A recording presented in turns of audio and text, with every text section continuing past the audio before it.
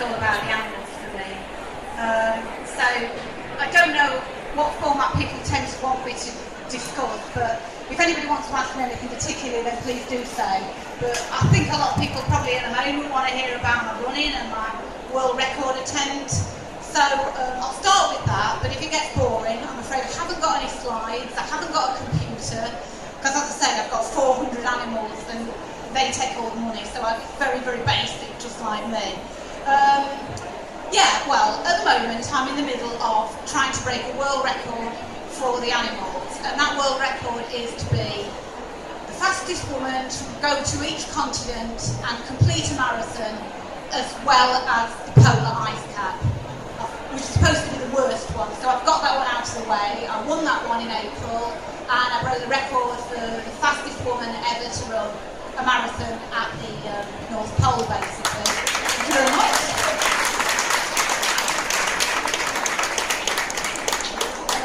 I didn't actually just break the record, but I came top 3 amongst the men as well, which I have to say, it didn't go down too well amongst a lot of the men who were there for kind of bragging rights and whatever, that a woman, and a vegan woman at that, carrying a teddy bear, beat them. Yes, when I went to the North Pole, I didn't really intend to do this world record, but a lot of the guys out there had seen the run and they said, you know, you should really try this if it's at all possible, because it's something that you could, it's well within your compass. It's not something I would choose to be doing for myself. I'm purely doing it to promote veganism in a positive, proactive way that I hope the press and the media can't avoid or twist or manipulate into some sort of negativity. I want to do the races, I want to do well in them, and I want to prove that not only as a woman and practically lifelong vegan woman, I've got the strength to do this and endure this. And there are lots of aspects that are making it very difficult for me, in that I can't afford to be away from the animal sanctuary that I run for very long. So for instance, I had to go to Australia, there and back, in less than 5 days. The travelling time was 28 hours each way, and I kind of had to roll off the plane, run the marathon, and then just roll back on it and come home, which was really, really tough. But it's another aspect to proving that a vegan diet is in no way prohibitive to endurance, stamina, whatever you want to do. I mean, even for people who said to me, oh, I'd like to go vegan, but I travel a lot, so it's not possible. Even breaking down that kind of idea, every little thing I can grab at to show, well, it can be done, and all that you're giving me is excuses, not reasons, and that's why I'm doing this. I decided to do the record quite late. There is only obviously one North Pole marathon a year, and there's 2 at the Antarctic, and I've selected to do this record in between the North Pole one in April and the Antarctic in November. I didn't decide to do it until quite late. Basically, to be honest with you, I couldn't afford to do it. It's very, very expensive. And as I saw time slipping away, I've got to make a decision. Do I try for this or not? My mum, who is in the back there, she decided that they were going to, my mum and my dad decided that if necessary, they would remortgage their house for me to be able to do this, because they thought it was such a positive thing that I could do for the animals, and it was making me extremely miserable to miss an opportunity which I thought would benefit them. So it's been a bit of a last minute thing. I've already run the Europe leg, the Australian leg, which was always going to be a very big ask, and the Asian leg, which I did in Omsk in Siberia. And I've run 3 marathons in 6 weeks, and despite the fact that I'm not actually racing these races because I'm really pacing myself, I've completed them all, and I've run them all under the London Marathon Championship qualifying time, and that's 3 marathons in 6 weeks. So, and I'm not even finishing tired. So that is what I'm trying to do, just to show that, you know, it's not just going to a continent and getting round a marathon. I want to show that I can be competitive, no matter how much time span I've got, because my diet is superior, I suppose, or it's at least worth giving a look at. And I'm hoping that what I'm doing is encouraging people to think, well, hang on a minute, she can avoid jet lag, she can travel to Australia, she can get on a plane, she can come straight home, she can care for 400 animals. Well, what is her secret then? Oh, hang on a minute, look, she's a vegan, perhaps there is something in that. Because the most people that I've found, much as they might say they love animals, they care about them, and they love their cat and their dog and their horse and whatever, they love their food more. And unless you give them a reason to want to benefit themselves that will benefit them, the majority of people aren't going to, what they see is take the sacrifice of avoiding the things they enjoy eating. Because a lot of people's life seems to revolve around food. And so to actually cut out a lot of what they enjoy is going to be a big ask for them, unless they feel they're getting some payback themselves. So I'm just trying to prove that, you know, it is beneficial. You could perhaps run like me or have my endurance or my zest for life or whatever if you considered the option that I've taken all my life. Another important thing is that I have been vegan since I was 6 years old, so that's nearly 40 years. And it's the longevity of it. I don't like these kind of things that you get in the paper, you know, some celebrity will say, ooh, I went vegan and it nearly killed me, or my skin started dropping off when I went vegan. Any diet can be managed improperly or properly, and there's absolutely no reason that a lifelong vegan diet cannot be the most wonderful thing and beneficial, and it's not prohibitive in any way to any sort of performance issues or anything like that. So that's been a kind of another motivation to what I'm doing. But I have to say, and it sounds like a bit of a cliche, that at the end of the day, the only motivation I honestly need is thinking about helping the animals, any animals that I might be helping by doing what I'm doing. The current challenge, I go to America on Friday to run in Atlantic City. I come back, I'll run in Casablanca the fortnight after, and then I have to go to Chile and run in a volcano, and then go to Antarctica. I don't know why, not a live volcano, I'm not expecting it to run. But I'm not looking forward to it, I'm not particularly enjoying it. I don't particularly enjoy running at all. But I figure that it is benefiting the animals, and I'm starting to get a little bit of mainstream publicity. Okay, everybody laughs about it, you know, Woman's Own and Top Santé, magazines like that, but it is hitting the market that I want to get to, the general public. Because everybody here is kind of converted and know why we're here, but they don't, and it's just an interesting story for them. It might make them go away and think, oh, you know, there is something in that woman in that article I read about. These are the kind of magazines that get passed around and people do discuss. So hopefully the message is getting out, and each time I run a marathon, the publicity thing is growing. America have always said that they want to do a press conference with me there, talking about the veganism. So I do hope that it is benefiting the, to use a better phrase, voiceless animals, because the ones at my sanctuary are safe.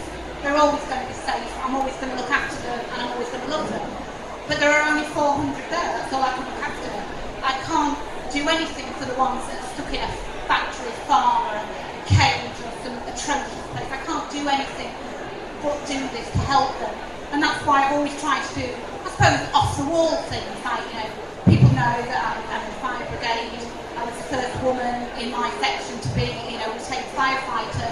And it's given me that opportunity to say, actually, I can't use that because I'm a vegan, or I can't, you know, eat that product.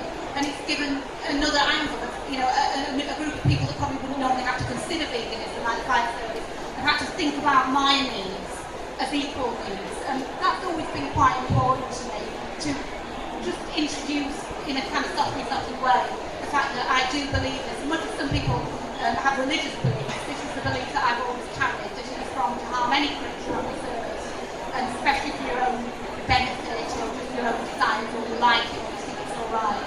So that's why I'm, like I say, hacking my way through these marathons all around the world at the moment, and trying to fit in caring for the sanctuary animals as well, because another problem I've got with the recovery and what I'm doing is I'm not just running a marathon at the other side of the world, I'm literally having to come home, get in the front door and let my partner, Martin, go to work, so that I can then look after the animals and take over from him, because he's working around the time schedule of holidays.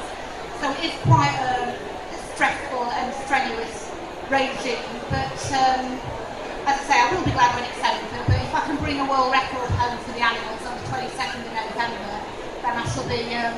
more than delighted, I have to say. It'll all be worth it. And I can say that I do influence people. I do say I'm very proud that one of the guys that I shared a tent with in the Marathon of Sable has gone vegan and actively promoted the fact that he's gone vegan after seeing me running that race, sharing a tent with me and listening to what I've got to say. And also, in that particular race, which is 7 days in the Sahara Desert, self-sufficiency, you carry your own supplies. They do allow people to send you messages of support, which they give to you if you get around the campus. The weather conditions can be very bad in the Sahara Desert. Some days it's not possible to leave the tent, it's closed down, there's sand everywhere. But on the days they can, they'll deliver the message to you at your tent. You can read them at night. And I was getting like 10 pages of messages. Some of the guys weren't getting anything. And I was allowing them to look at what people have written to me from around the world. And the guys that were kind of ridiculing me a bit at the start, you know, oh my God, we've got the vegan woman in our tent. What is it going to be like for us? We're actually reading these and really being very moved and touched. Not just by what I was doing, but by the passion and the pride of which vegans all around the world were channeling into what I was doing. So it was really, really moving and important and, you know, inspiring. And I think, to be honest with you, when I did get some really bad patches in that race, as a lot of people know, I had to run it with 2 fractured toes, which I'd done the week before, which didn't make life very easy because I got very swollen feet, which got heavily blistered. And at one point, I could see the bone in my little toe after the long stage. So it wasn't an easy thing to do. But, I mean, they just literally had to carry me off in my coffin rather than give up for the animals, because no matter what suffering I go through, I always knew at the end of the day I could say, right, hang on, I've had enough. But when I think of a pig in a crate that can't even stand, or, you know, chickens in, you know, disgusting conditions, all images that we don't want to think of, I think, what's my suffering? What's my toe? What's the problem? Get on with it, girl, you can do it. And that's where I get my strength from. A lot of people want me to give advice on nutrition and running, and I'm not a good runner. I'm never going to be a good runner. I'm not built for running. I don't like running. I've no talent for running. I'm pretty rubbish actually at running. I mean, but I just apply myself to my running as I apply myself to my care for my animals and direct the same sort of passion into it as I do for that sanctuary and for every animal that's out there, no matter where it is, geographically or what situation it's in. Any animal out there I really care about, and that's just what I'm applying to that. I mean, I've come here and I'm standing here at no tour plan. I did the jobs this morning, I did my quick run and I came here. I just don't have the finances and time for the things that a lot of people who are selling things have got. I really don't have any of that. I wouldn't even want to discuss what I actually do eat because it's so low on the list of priorities for me. I've got 400 mouths to feed and I've got a sanctuary in Russia. I can't be bothering what I'm having. So as long as there's calories in it and it's going to stoke me up for the next day and allow me to get up at 3:30 and allow me to do what I do, really I'm not bothered what I have. I don't buy any supplements. I don't have any fancy products. I don't have any gels or training regimes, or I don't have any physiotherapists or massages, or I don't really have anything. I mean, I just get out and run. I mean, you know, or get out and do what I've got to do. And when I've been training for the long distance, I'm not an ultra runner. I mean, I live that, that's just not my remit at all. But when I did the Marathon of Sable, I literally, there are daylight hours to care for the animals. So I figured, right, if you want to run, when do you run? You run in the middle of the night, so you get yourself a head torch. And so midnight on Christmas Day, I'd be going out with my head torch on and my tinsel in the air, trying to make light of the situation, which is pretty grotesque, and doing 4 hours of running. And that's what you've got to do. And I always say to somebody, if you want to do something badly enough, generally speaking, you will find the time to do it. And I do want to do this badly enough, but I'm not selfish enough to want to do it badly enough for myself. I purely want to do it to do something proactive, positive for animals. So that is basically me. If anybody wants to ask me a question or anything specific about what I do, I'd be happy to answer anything. Sorry, I take it ladies first. do have work parties in the sanctuary that can come if we've got a big project like hay collecting and stuff like that. Volunteers is quite complicated. Unless they're going to be very regular and really get to know the animals very well, it is quite difficult because some of the animals are so badly abused, they're very, very nervous of visitors, strangers, especially some of the dogs. For instance, one of the dogs I took, she'd been used for baiting, and the previous people who had her had removed her teeth from the set of pliers, top teeth that she couldn't buy back, and they just left her, just pulled her teeth out, and she is very, very nervous of having anyone else but Martin and I around. So we do have kind of group work parties where people can come for a specific project, but one-to-one with the animals is very difficult because you've really got to get to know the animals, and the continuity of care and the trust that it takes the ages to build up with them, it's very hard to pass over. So yeah, work parties, yeah, but regular volunteers I don't have any. Plus, to be quite 100% truthful with you, I live in a very farming orientated community, and most people just think I'm a fruit and nut, to be honest with you. So I just get on and do it on my own.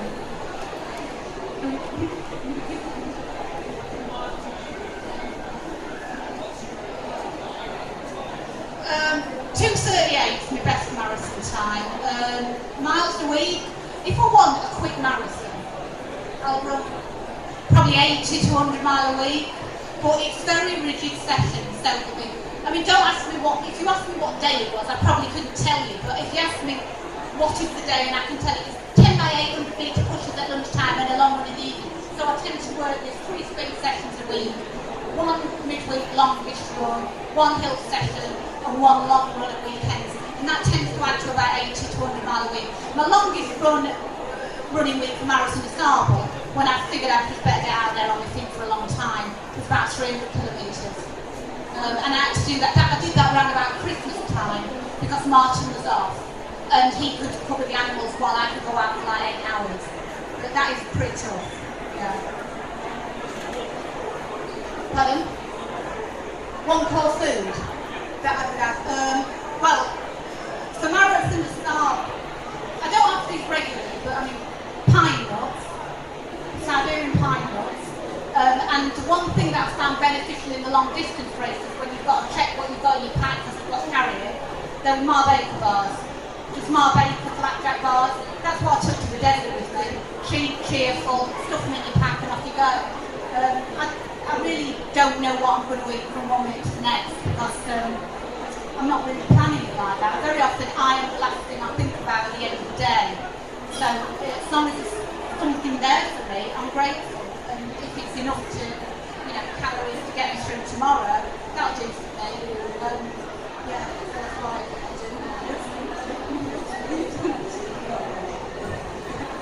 Lead it home. I think the lead it home.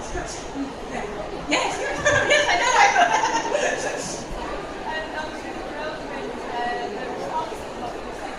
Yeah. Yeah, to be honest with you, press interest has been sparse. I've not, it was completely true that when I went on the BBC, I was told not to mention the big word. Don't want to know about that, which is really difficult for me because when the next question is, why did you run the North Pole Marathon? Well, what am I going to do? Because I felt like it. Of course I didn't feel like it. I didn't want to go to the North Pole and run a marathon. So you've got to be honest and say I did it for the animals, and they just don't want to hear that.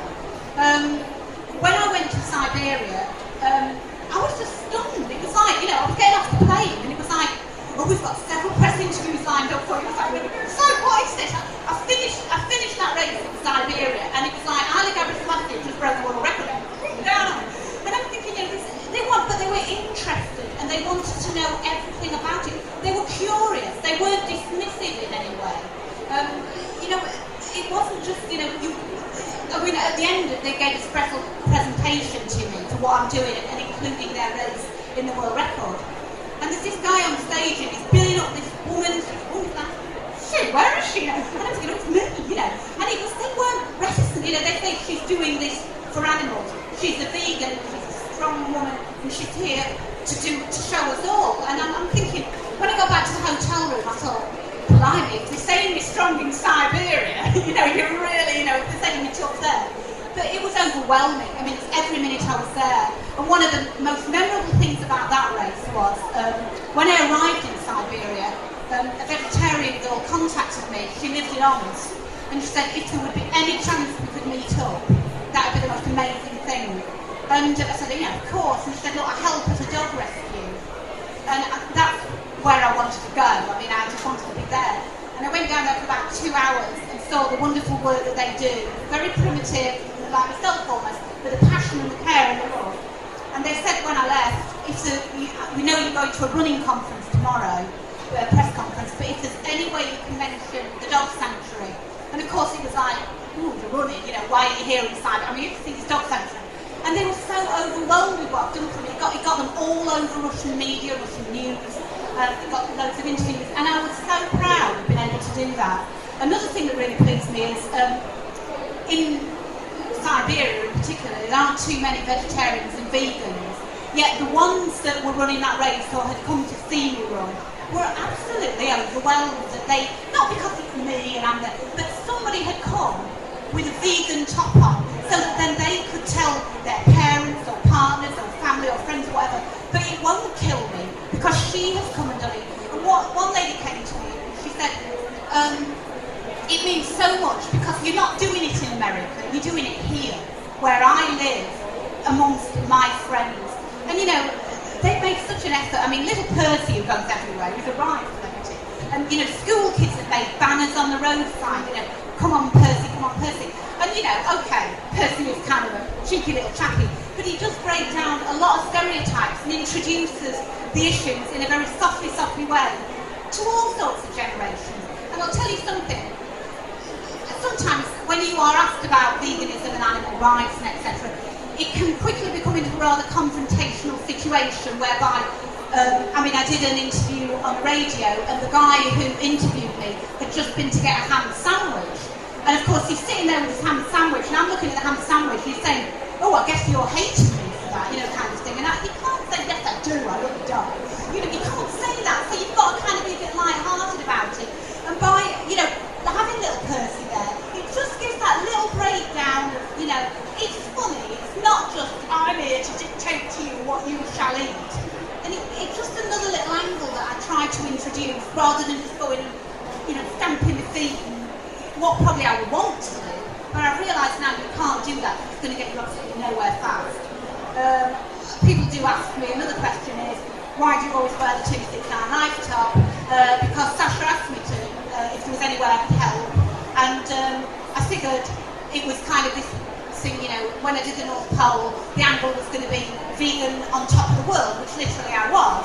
And I wanted to kind of say that animal rights, animal issues are getting to the most extreme and outrageous places and pushing that image back, into normality. And that's why I do it, because it's not just about me going out there and saying, look at me, I'm Fiona Rose, I'm great. I don't care, actually, if any photograph that ever went out attached to me had my head chopped off and didn't mention my name. As long as that word vegan can be there, I'm not bothered. And that's actually why the Vegan Runners Club was started, because I was getting good results in races and people said, okay, we're not vegetarians, well we are, but we're more than that, we're vegans. We'll affiliate a club, vegan runners, and it's a way of just running through the streets of London. I mean, when I did London Marathon out in the 20th or whatever, it was just like running up the map alone. It's vegan vest, it's like putting a sandwich board on. The roads are closed in London for you, 26.2 miles. And okay, people don't know who you are, but everybody knows when you're in a race, they'll shout, oh, there's a vegan, or she's vegan, or this kind of thing. That's all I do it for. It's not for me, this. As I say, I don't enjoy it, and it's not what I would choose to do, but it's something that has kind of chosen me, and I am able to do, so I will do it. But I don't wake up every morning and bounce out of bed, oh great, I run today. Sometimes I can be laying there thinking, oh my God, what is it today? I just can't face this. It's appalling. But I'm experienced enough to know that once you get out there, it isn't that bad. It's pretty bad, but it's not that bad. And it is making a difference. So that's what I do. Please ask me questions.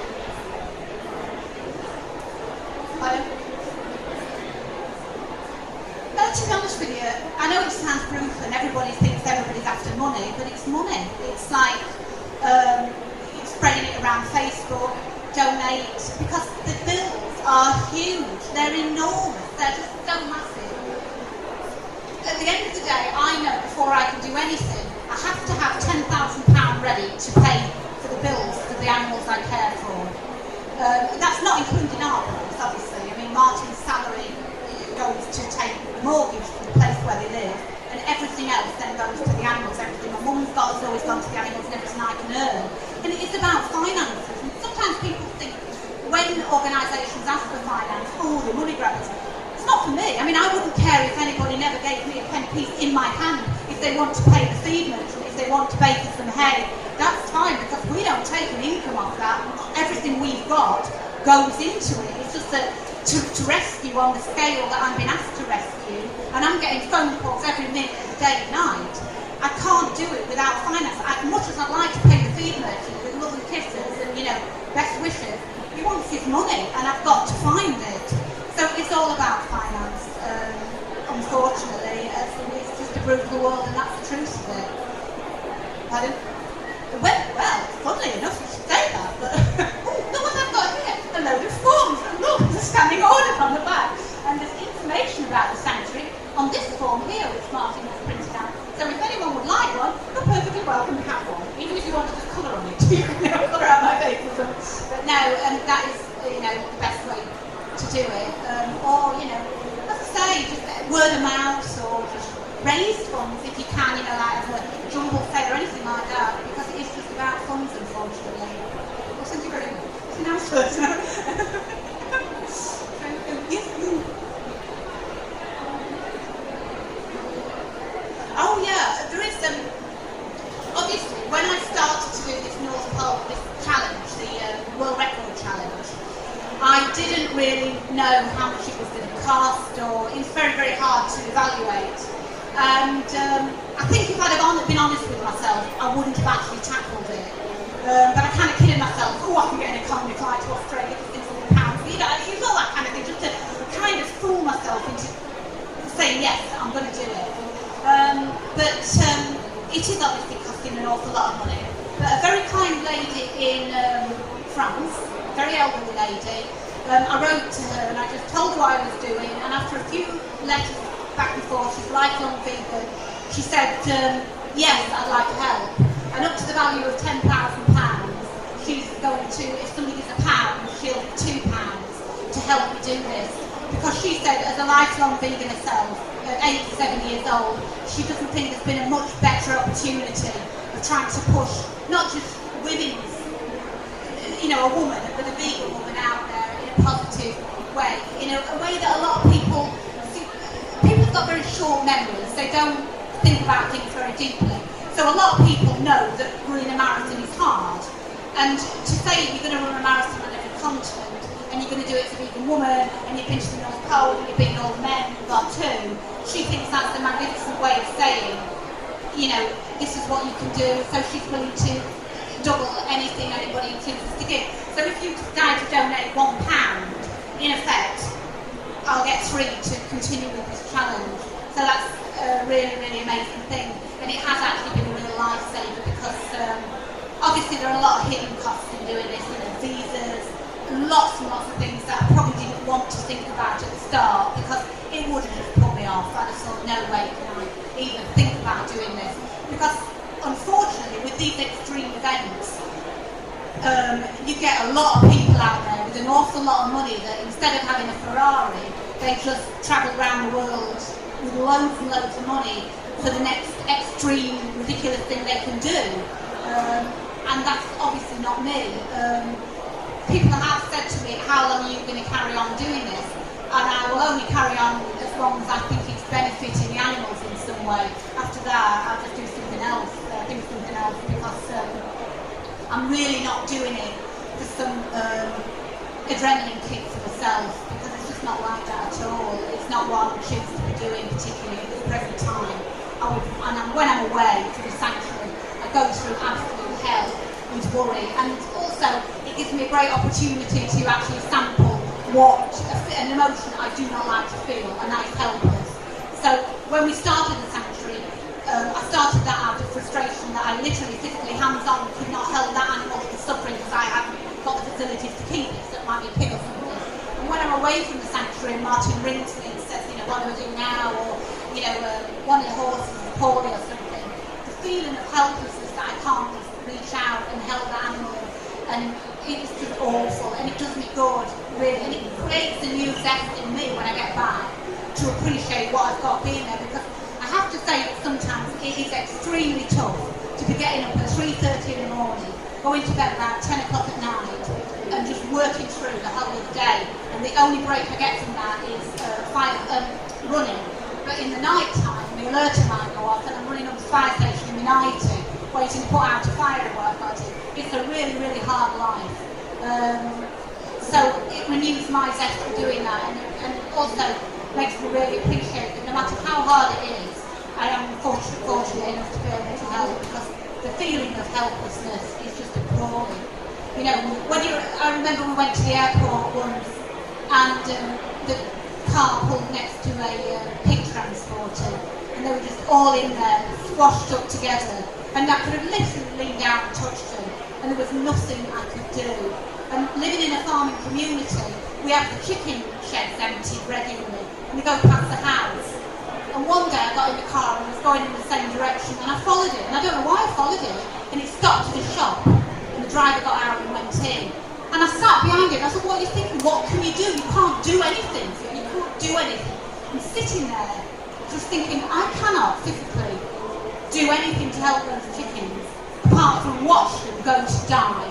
It made me absolutely revolted at myself and appalled, and it's a horrible feeling to feel that you can't do anything, your hands are tied. And so that is why, honestly, that I'm doing this, and I'm forging on, and I'm, you know, everybody knows that I've got this knee problem. I am in a lot of pain all the time I'm running, and I've got an appalling running action that people say, oh, I don't know you coming. I was flicking there because it got all over the place. But whatever pain I'm in, it can stop at any time, and it certainly isn't anything like the pain they're in, and that's what drives me on, honestly. It certainly isn't a love of running or a kind of, you know, desire to do this. It's just, I feel there is a need for everybody to do what they can, so I'm just doing what I can. And unfortunately,